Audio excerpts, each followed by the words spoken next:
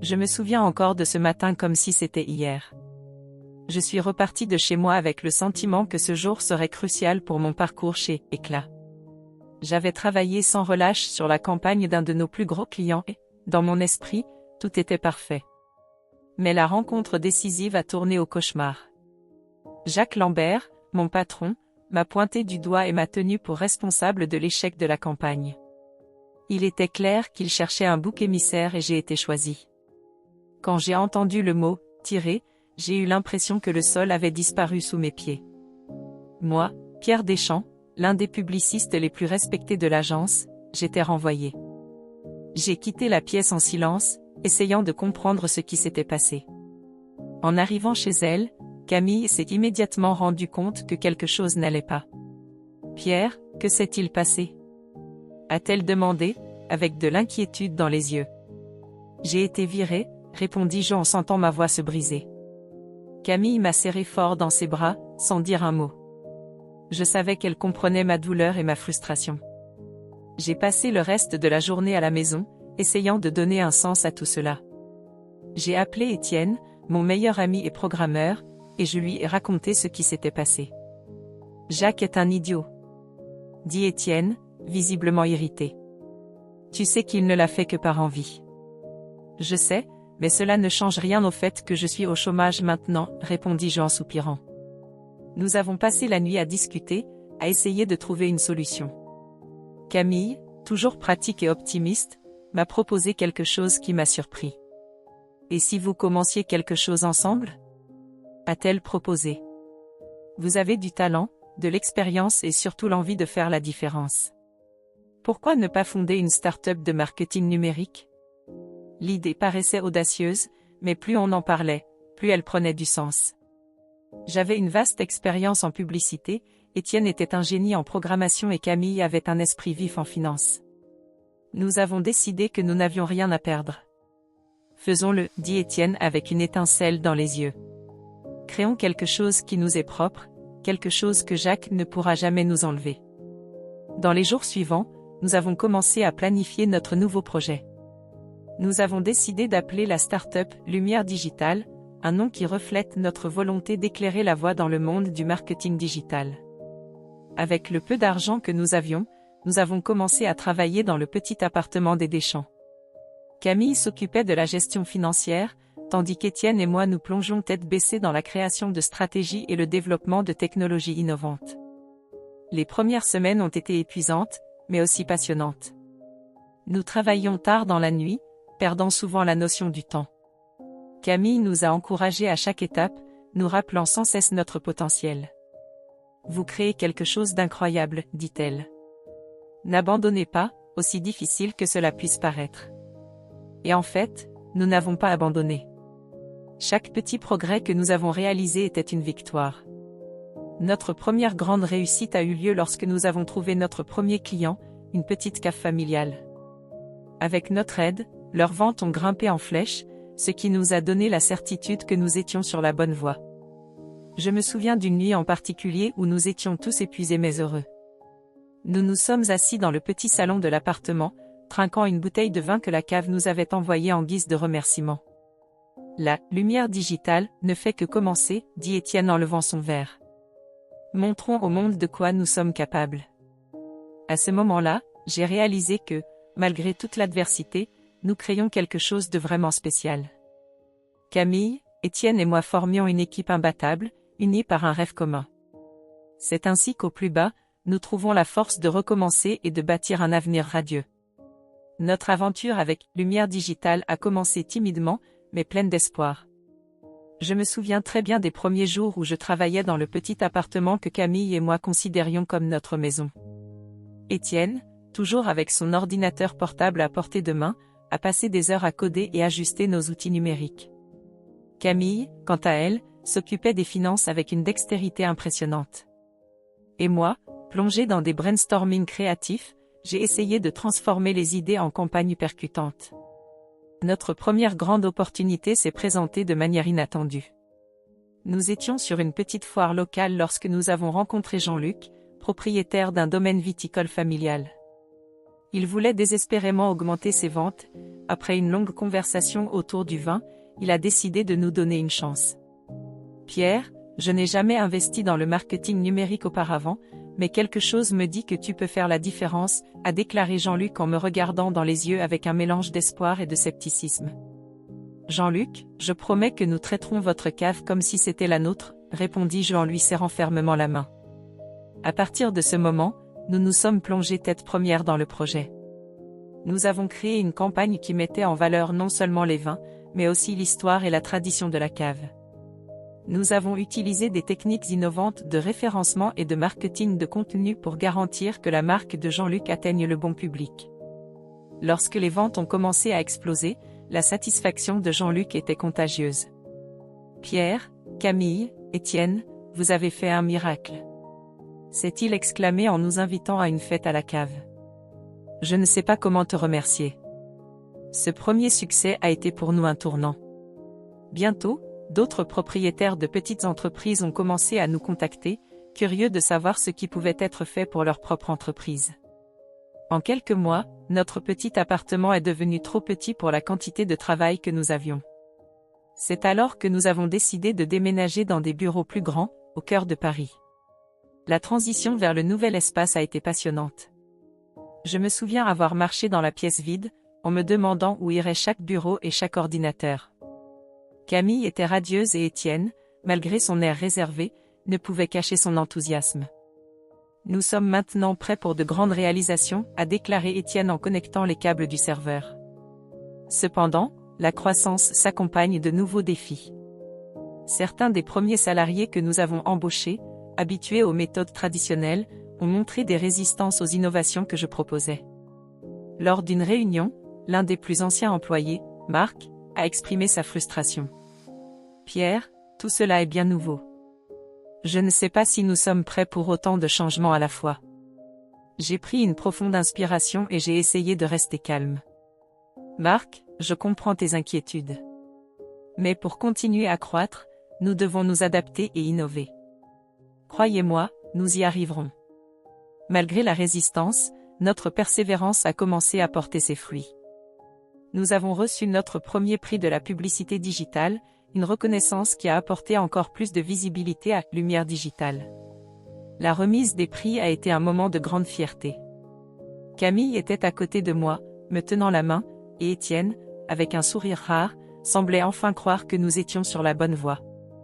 Ce prix témoigne de notre travail acharné, mais ce n'est aussi qu'un début, ai-je déclaré en recevant le trophée, en regardant mon équipe avec gratitude. Le succès apportait de nouveaux défis et responsabilités, mais je savais qu'avec Camille et Étienne à mes côtés, nous étions prêts à affronter n'importe quel obstacle. Lumière Digitale commençait tout juste son voyage et j'avais hâte de voir jusqu'où nous pourrions aller. Au fur et à mesure que Lumière Digitale se développait et remportait de plus en plus de récompenses, j'ai commencé à remarquer quelque chose d'étrange dans le comportement d'Étienne. Lui, qui avait toujours été mon confident et mon bras droit, devenait de plus en plus réservé, évitant les réunions importantes et disparaissant pendant des heures pendant les heures de travail. Ce changement m'a mis mal à l'aise, mais j'ai essayé de ne pas trop y penser, pensant que c'était peut-être juste le poids du travail et des responsabilités. Un jour, alors qu'elle travaillait tard le soir au bureau, Camille entra dans la pièce avec un air inquiet. « Pierre, il faut qu'on parle, dit-elle en fermant la porte derrière elle. « Bien sûr, que s'est-il passé ?» répondis-je, ressentant un frisson dans le dos. Je parcourais quelques courriels et j'ai découvert une étrange correspondance entre Étienne et Jacques Lambert, a-t-elle révélé en me tendant une pile de documents imprimés. Mon cœur se serra en lisant les messages. Il était clair qu'Étienne était soudoyé par Jacques, mon ancien patron, pour saboter Lumière Digitale. Jacques a offert une somme d'argent exorbitante et un poste important chez Éclat, en échange d'informations confidentielles de notre start-up. Cela ne peut pas arriver, murmurai-je, sentant la colère et la déception monter en moi. Il faut le confronter, a insisté Camille en me tenant la main. Le lendemain, nous avons appelé Étienne pour une rencontre privée. Il entra dans la pièce avec un sourire aux lèvres, mais remarqua bientôt la tension dans l'air. « Ce qui se passe ?»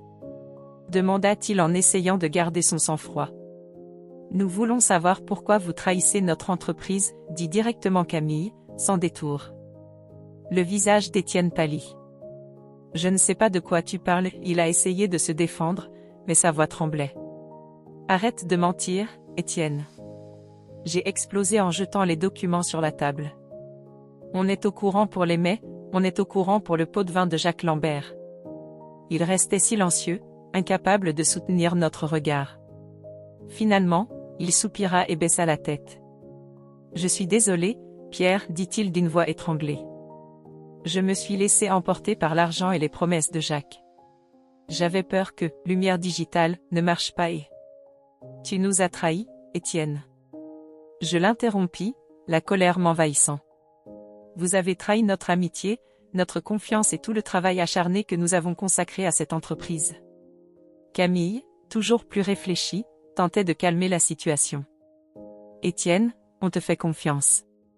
Comment peux-tu faire ça? A-t-elle demandé, visiblement blessée. Je sais que j'ai fait une erreur, mais s'il te plaît, donne-moi une autre chance, supplia Étienne, les larmes coulant sur son visage. Mais je savais qu'il n'y avait pas de retour en arrière. La trahison était trop grande pour être pardonnée si facilement. Tu es viré, Étienne. Prends tes affaires et sors d'ici, déclarai-je d'une voix ferme malgré la douleur que je ressentais. Après son départ, Camille et moi sommes restés longtemps assis en silence, essayant de comprendre tout ce qui s'était passé. Nous savions qu'il y avait encore beaucoup à faire pour protéger la lumière digitale des agissements de Jacques. On s'en sortira, Pierre. Protégeons notre entreprise, a déclaré Camille en me tenant fermement la main. Oui, allons-y, répondis-je, déterminé. Concentrons-nous sur le renforcement de notre équipe et veillons à ce que personne d'autre ne puisse nous nuire. Avec le départ d'Étienne, nous avons été confrontés à d'énormes défis pour faire fonctionner Lumière Digitale. Nous avons embauché une nouvelle équipe de programmeurs talentueux et avons développé ensemble une campagne révolutionnaire pour un grand client international. La campagne a connu un franc succès, plaçant à nouveau Lumière Digitale au sommet du marché. Malgré toute la douleur et la déception, la trahison d'Étienne nous a appris d'importantes leçons sur la confiance, la résilience et l'importance d'une équipe forte et unie. Nous savions que de nombreux défis nous attendaient encore, mais nous étions plus déterminés que jamais à protéger et à développer Lumière Digitale. Lorsqu'Étienne a quitté Lumière Digitale, Camille et moi nous sommes retrouvés face à un gouffre. Mais nous savions que nous ne pouvions pas abandonner. Nous devions trouver un moyen de maintenir l'entreprise en activité, plus important encore, de la faire prospérer. Au petit déjeuner, pendant que Camille préparait nos croissants, elle m'a regardé dans les yeux et m'a dit d'un ton ferme, « Pierre, on ne peut pas se laisser abattre. Il nous faut une nouvelle équipe, des gens qui partagent notre vision. » J'ai accepté et ensemble nous avons commencé la recherche de nouveaux talents. Nous avons embauché une équipe de jeunes programmeurs talentueux avec des idées nouvelles et une énergie contagieuse. Parmi eux se trouvait Claire, une brillante développeuse qui est rapidement devenue un acteur clé de notre équipe. Je me souviens d'une nuit particulière où nous étions tous au bureau et travaillions tard. Claire s'est approchée de moi avec un regard pétillant. « Pierre, j'ai une idée pour la campagne de notre client international. Je pense que ça pourrait être révolutionnaire. » Moi, curieux, je lui ai demandé de m'en dire plus. Claire a expliqué sa vision avec une passion qui m'a rappelé celle des débuts de Lumière Digitale. Et si nous créions une expérience numérique immersive qui connectait directement les consommateurs à l'histoire du produit? Quelque chose qui leur donnerait le sentiment de faire partie de la marque. L'idée était géniale.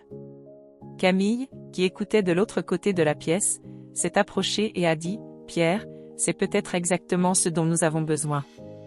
Parions là-dessus. » Nous avons travaillé sans relâche au cours des semaines suivantes, développant chaque détail de la campagne. Lorsque nous l'avons finalement lancée, la réponse a été écrasante. Le client international était ravi et les ventes ont grimpé en flèche. Les médias ont commencé à remarquer notre travail et nous avons rapidement reçu une invitation à un événement de remise de prix en publicité numérique. Lors de l'événement, alors que Camille et moi dégustions une coupe de champagne, un homme élégant s'est approché de nous. « Monsieur Deschamps, Madame Deschamps, je suis Henri Dupont, investisseur. Je suis impressionné par l'innovation et la résilience de Lumière Digitale. Je souhaite discuter d'un éventuel partenariat. » Camille, toujours astucieuse, répond, « Monsieur Dupont, Nous sommes ouverts à votre proposition. Rejoignez-nous. Au cours de la conversation, Dupont a expliqué sa vision d'étendre Lumière Digitale au-delà des frontières françaises. Il était prêt à investir une somme d'argent importante pour nous aider à atteindre cet objectif. Je vois en vous une passion et une détermination rares sur le marché. Je veux faire partie de ce voyage. Camille et moi nous sommes regardés, ressentant une nouvelle vague d'espoir. Nous avons convenu de poursuivre les discussions avec Dupont, mais nous savions déjà que c'était l'opportunité que nous attendions pour faire passer notre start-up au niveau supérieur. Au cours des jours suivants, Camille et moi avons passé des heures à revoir les termes de l'investissement et à planifier l'agrandissement. La nouvelle équipe, notamment Claire, était motivée et pleine d'idées pour de nouveaux projets. Lumière Digitale reprenait son essor et je commençais à croire que nous avions enfin surmonté toute l'adversité. Un après-midi ensoleillé, alors que nous marchions dans le parc, Camille m'a tenu la main et m'a dit « Pierre, nous l'avons fait. Nous sommes de retour au sommet. » Mais rappelez-vous, ce n'est que le début. Je souris et l'embrassai doucement. Oui, Camille. Ensemble, nous pouvons tout affronter. L'entreprise était prospère et nos vies semblaient reprendre leur cours. Pourtant, une ombre planait encore sur nous, Jacques Lambert. Nous savions qu'il n'avait pas renoncé à nous détruire. Mais à ce moment-là, nous étions concentrés sur notre réussite et sur les nouvelles possibilités qui s'ouvraient à nous. L'avenir s'annonçait prometteur et j'étais déterminé à protéger la Lumière Digitale de toute menace qui se présenterait. Après tout, nous avons été confrontés à des trahisons et à d'immenses défis, et nous en sommes ressortis plus forts. Nous étions prêts à affronter la suite des événements. Mon bonheur semblait complet. Lumière Digitale prenait de l'ampleur, nos projets atteignaient de nouveaux sommets et j'avais enfin le sentiment que nous avions surmonté tous les obstacles. Cependant, la vie m'avait préparé encore un autre rebondissement. Jacques Lambert, mon ancien patron et désormais ennemi juré, préparait une fusion hostile pour absorber Lumière Digitale et la détruire de l'intérieur. C'était un après-midi pluvieux lorsque j'ai reçu la nouvelle. Camille et moi étions au bureau, examinant les dernières campagnes. Étienne, bien qu'éloigné de la société, hantait encore de temps à autre mes pensées, rappel constant des trahisons que nous avions subies. « Pierre, ça va ? Tu as l'air perdu dans tes pensées », commente Camille en me regardant avec inquiétude. Je viens de recevoir un message d'un de nos contacts chez Éclat. Jacques prépare quelque chose de grand. Il veut absorber Lumière Digitale, répondis-je en sentant un nœud se former dans mon ventre. Camille fronça les sourcils. Nous devons agir rapidement. Nous ne pouvons pas laisser cet homme détruire tout ce que nous avons construit. J'ai convoqué une réunion d'urgence avec notre équipe. La nouvelle équipe, composée de programmeurs talentueux et créatifs, était prête à relever tous les défis. J'ai expliqué la situation et proposé un plan audacieux pour dénoncer les projets de corruption de Jacques. Nous devons rassembler des preuves accablantes de vos actions illicites. Nous ne pouvons pas simplement nous défendre, nous devons attaquer, dis-je en essayant de rester calme. Nous sommes avec toi, Pierre, a déclaré Marc, l'un de nos programmeurs les plus expérimentés. Faisons ça ensemble. Les jours suivants, l'intensité du travail n'a fait qu'augmenter. Camille et moi avons passé des nuits blanches à fouiller des documents, à discuter avec d'anciens collègues et à collecter toutes les informations susceptibles d'incriminer Jacques. Nous avions l'impression d'être dans une course contre la montre. Un soir, alors que nous examinions les dernières données collectées, Camille m'a tenu la main. « Pierre, nous faisons ce qu'il faut. Nous n'allons pas le laisser détruire nos rêves. » Je sais, Camille. Mais parfois je me demande si ça vaudra le coup, répondis-je, épuisé. Oui, vous le ferez. Et nous serons dans le même bateau, déclara-t-elle, son regard déterminé me donnant la force dont j'avais besoin pour continuer. Finalement, nous avons réussi à rassembler suffisamment de preuves. Nous avons décidé que la meilleure façon de dénoncer Jacques serait lors d'une conférence de presse. Marc, qui avait un talent naturel pour traiter avec les médias, a proposé d'organiser l'événement. Le jour de la conférence de presse, l'ambiance était pleine de tension. Des journalistes de toute la France étaient présents, avides de grands événements. Camille et moi étions côte à côte, prêts à révéler la vérité. « Mesdames et messieurs, merci d'être ici aujourd'hui », commençai-je en essayant de garder ma voix ferme. Nous sommes ici pour dénoncer les actes de corruption de Jacques Lambert d'Eclat. Nous disposons de preuves accablantes de ces tentatives de sabotage et de corruption. J'ai projeté sur l'écran les preuves que nous avions recueillies, des courriels, des enregistrements de conversations et des documents prouvant la corruption et la tentative de fusion hostile. Le public était complètement silencieux, absorbant chaque détail. Nous ne permettrons pas à un homme corrompu de détruire le travail honnête et acharné de notre équipe, a ajouté Camille, la voix pleine de conviction. La réaction a été immédiate. Le scandale éclate dans les médias et Jacques Lambert est licencié d'Eclat et fait l'objet de poursuites judiciaires. La justice a finalement prévalu. Sans Jacques, Lumière Digital a non seulement survécu, mais a prospéré.